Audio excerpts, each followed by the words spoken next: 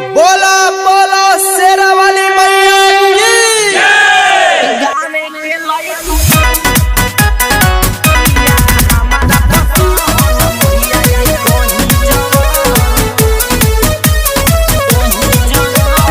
दिलवा के दिल से मिला दी ये माई हम है विनती करी। दिलवा के दिल से मिला दी ये माई है हम विनती करी।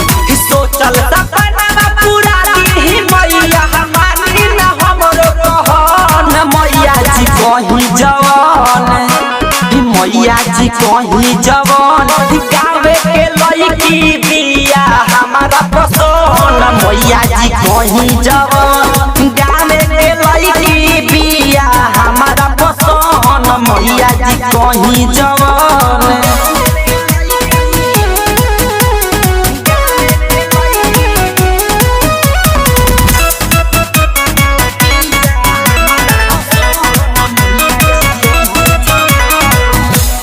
पहिले है नजर में प्यार भई बाकी दिलवा हमें बस गई। ए माई करिले हम पूजाई हमारा जानो से दोह मिलवाई।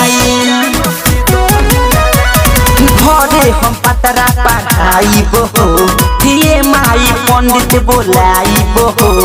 दोषी बिचारी है देवी माई को बनिए हमार धन मैया जी कहीं जवान मैया जी कहीं जवान गावे के लड़की बिया हमारा पसंद मैया जी कहीं जवान गावे के लड़की बिया हमारा पसंद मैया जी कहीं जवान।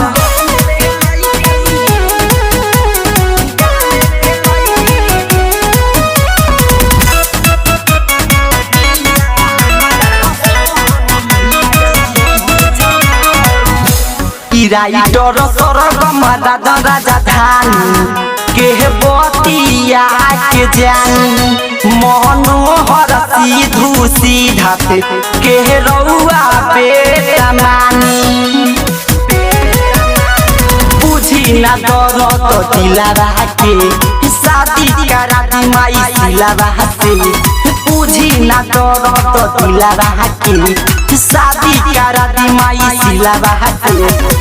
का सोचतानी सुनिए माई शादी करे के बमन मैया जी कहीं जवान गावे के लड़की बिया हमारा पसंद मैया जी कहीं जवान गावे के